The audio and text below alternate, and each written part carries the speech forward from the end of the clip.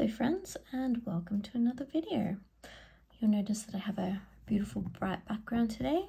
That's because I'm working with this gorgeous Twister Solid, and the colour really reminds me of an amethyst geode.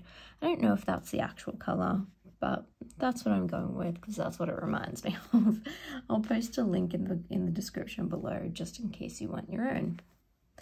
So the reason I've dragged you all here today is because I'm going to be teaching you one of my absolute favorite stitches in the whole wide world, which is the waffle stitch. And basically, as the label describes, it resembles a waffle with those beautiful raised squares. So we're going to be working with a row of chains. Then we're going to be working with double crochet, and if you'll recall back to the video where I showed you how to do a granny square and then do those beautiful textured lines in it, we're actually going to be using a similar technique, but we're going to be doing a front post double crochet just so that it's all in the same row and not higher.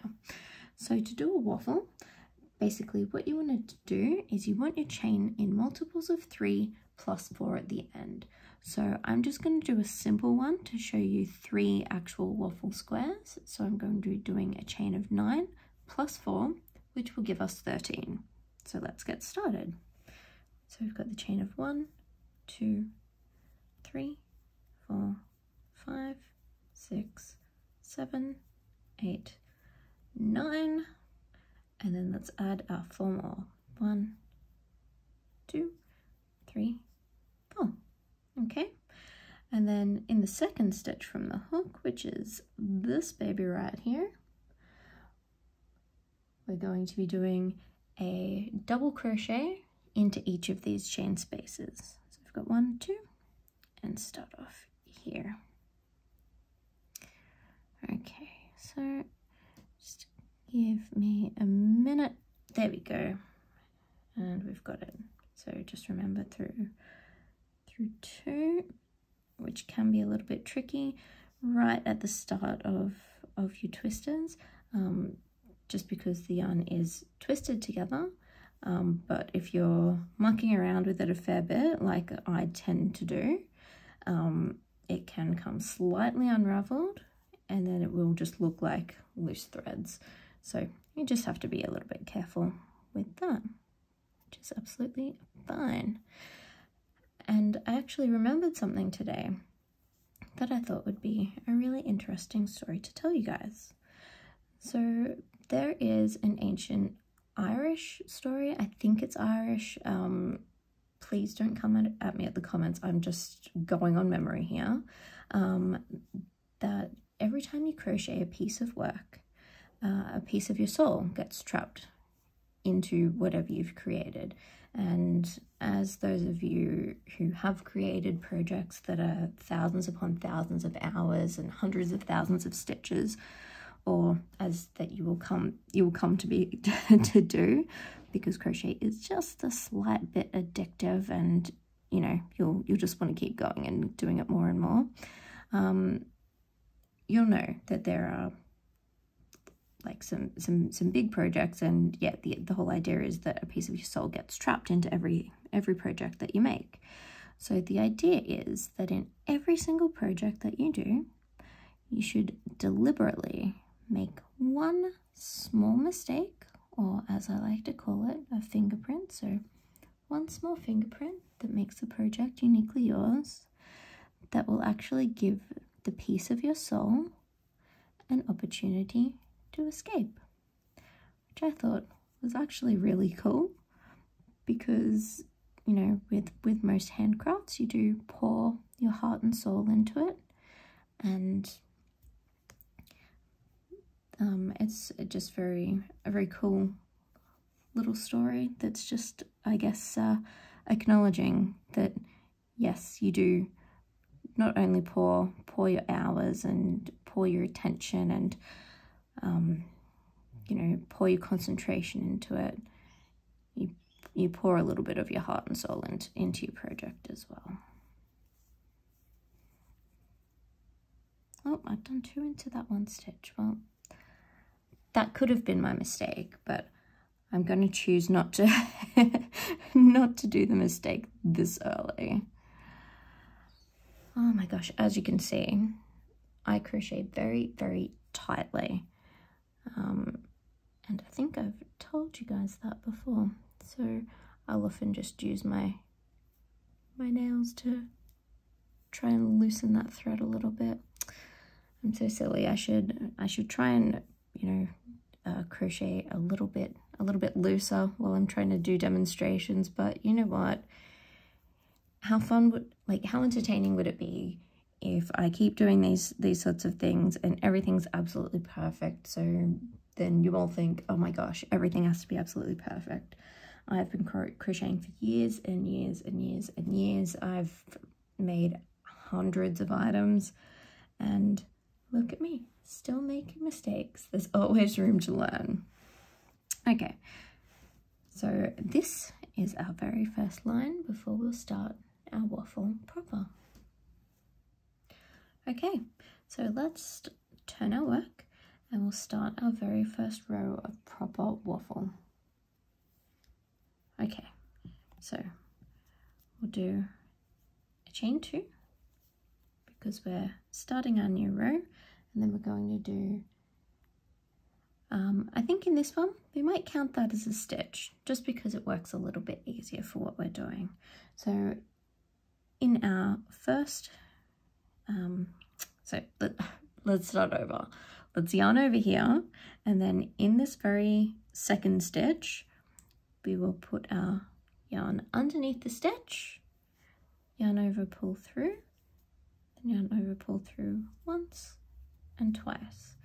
And there we have a front post double crochet. So for the next 2, we'll do just 2 regular double crochets, and these are in the top of the stitches. Now in our next stitch, we're going to do another front post double crochet. So we go underneath our stitch, yarn over and pull through, 1, 2. So there we have another front post double crochet. And then in the next stitch, we'll do a regular double, and then in the one after that, a regular double. And you know what? In our very next stitch, we're going to do another front post double crochet.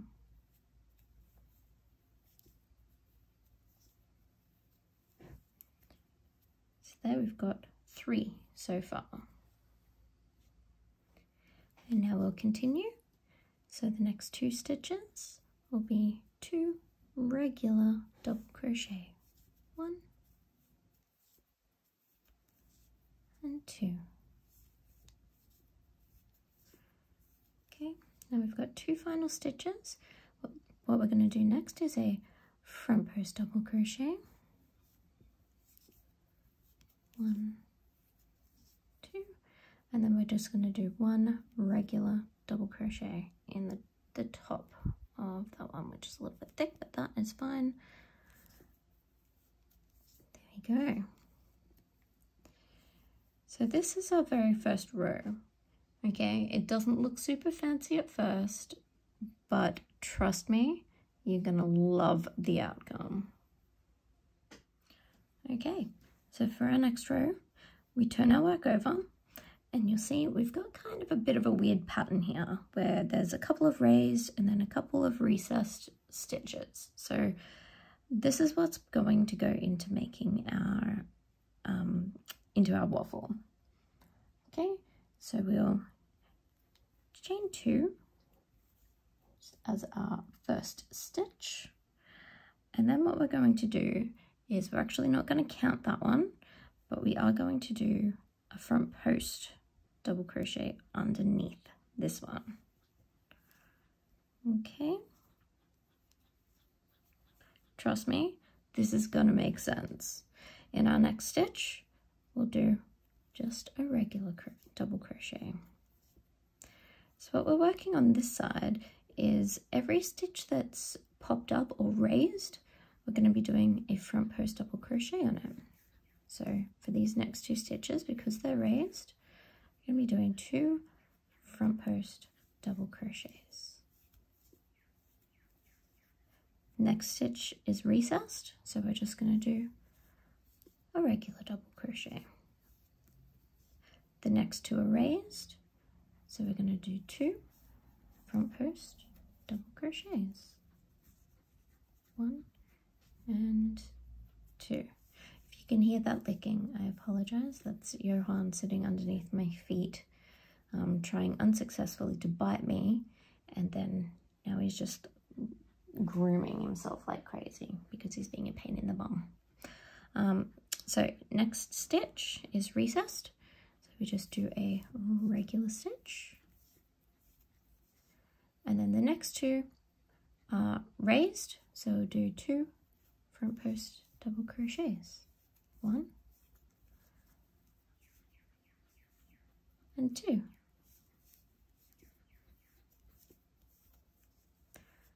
Okay, next stitch is recessed. So we'll do just a regular double crochet here. Our last stitch is popped up, raised, so we'll do a front post double crochet. Okay, now I'm about to show you the magic. So are you excited? Are you ready? Look at that. Look at that. Just look at it. Let me bring in the light a little bit more. Oh, sorry, cat's trying to steal everything. So I'm just going to bring my light in a little bit more just so you can see those textures there. So you've got the little square waffle shapes right there.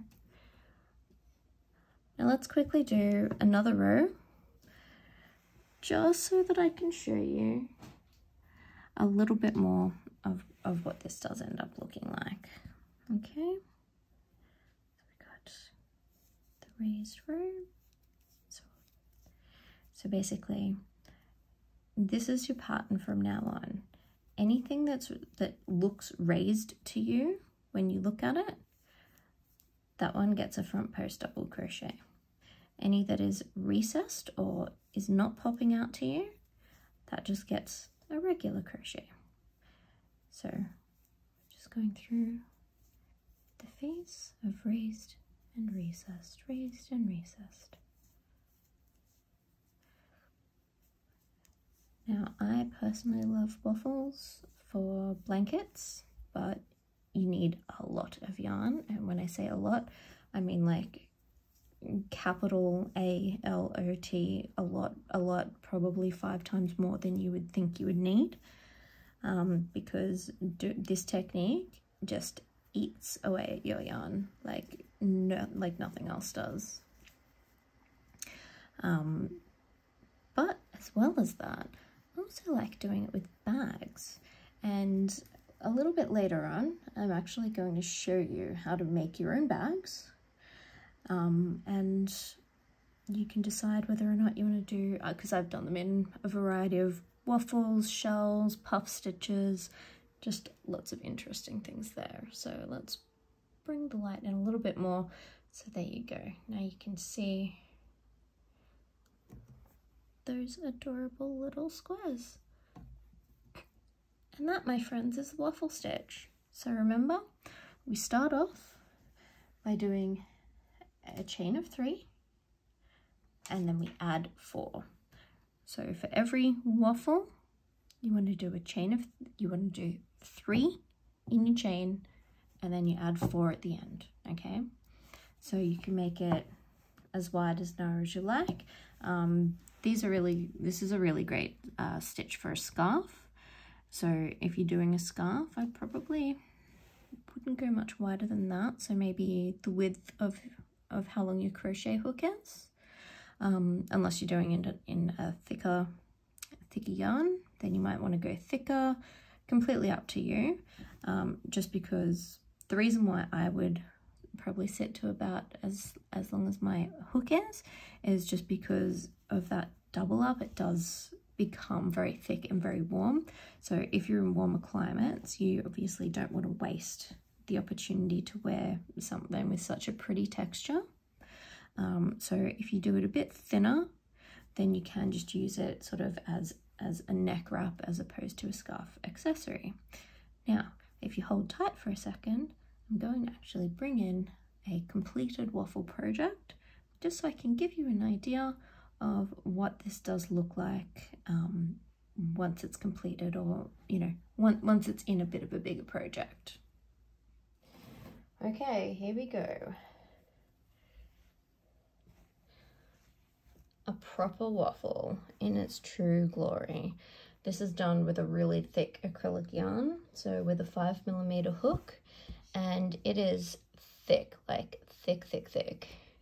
But you can see that beautiful all over waffle texture. And this is a self-striping yarn, so it's very easy to get these from Lincraft or Spotlight. If you're going that route, I would recommend Spotlight with the Caron cakes, because I find that they are a little bit less scratchy than the store branded yarns. But yeah, here's a waffle, and they absolutely look beautiful, and that texture is second to none. So in the meantime, happy stitching, and I'm really looking forward to seeing some waffles from you guys in the future. Have a great day.